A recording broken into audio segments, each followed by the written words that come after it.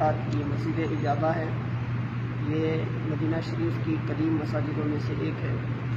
اس کی تاریخ بہت قدیم ہے، اگرچہ کہ اس کو اثر نو سعودی گورنمنٹ نے جدید طرز میں دوبارہ اس کو تعمیر کروایا ہے۔ یہ مسجد اجابہ جو ہے رسول اللہ صلی اللہ علیہ وسلم کے عہد ہی میں، آپ ہی کے زمانے میں تعمیر کر دی گئی تھی۔ اس مسجد کا اور ایک نام ہے مسجد بنی معاویہ، اور ایک نام ہے مسجد مباہلہ۔ اس کو مسجد بنی معاویہ اس لیے کہتے ہیں کہ معاویہ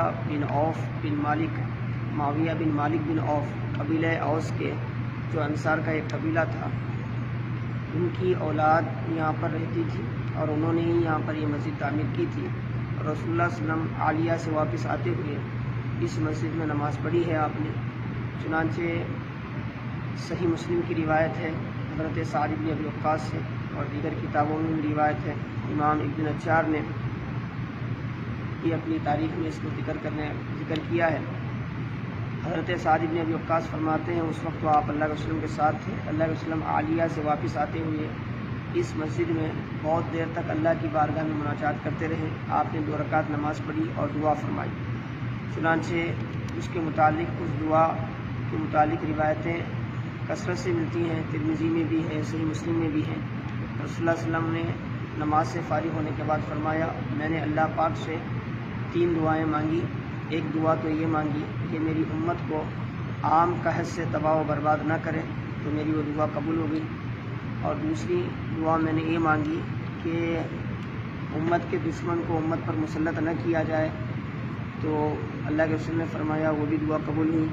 اور تیسری دعا میں نے یہ مانگی کہ میری امت آپس میں ایک دوسرے سے قتال نہ کرے، ایک دوسرے سے نہ لڑے، آپس میں ایک دوسرے سے ان کا ٹکراؤ نہ ہو، تو مجھے اس دعا سے منع کر دیا گیا۔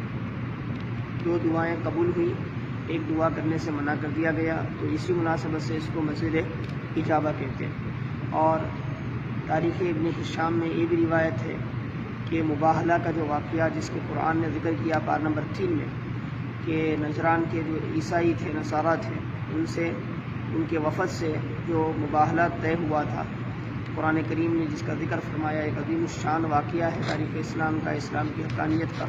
وہ مباہلہ کا واقعہ بھی قدیم دور میں اسی جگہ ہوا تھا، اسی مقام پر کیا ہے وہ مباہلہ کا واقعہ پیش آیا تھا، اسی لیے اس کو مباہلہ کہتے ہیں، مسجد مباہلہ کہتے ہیں۔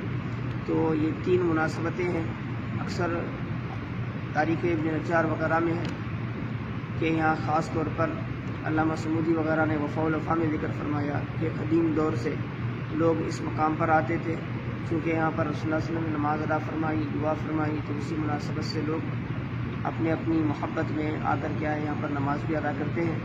یہ مسجد حرم سے بالکل قریب ہے اور جنت البقیع سے تقریباً 385 میٹر دوری پر شمال مشرقی جانب یہ مسجد واقع ہے۔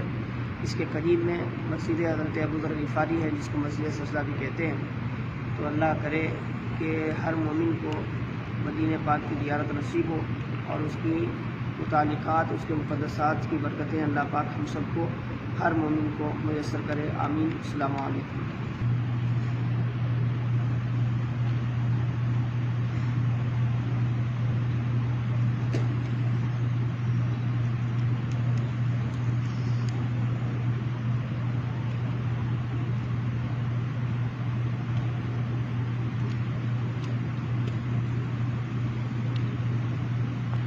یہ عورتوں کے لیے نماز پڑھنے کی جگہ ہے، یہاں اس کے پیچھے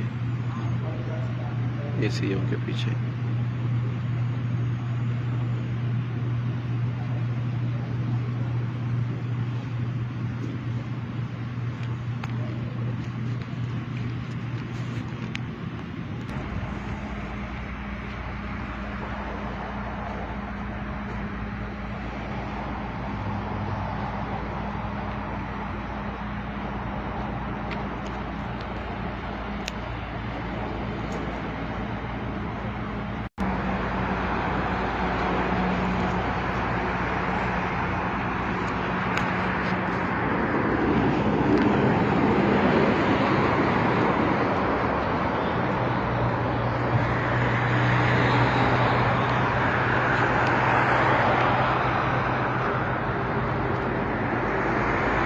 یہاں سے آپ کو مسجد نبوی کی میناریں نظر آئی.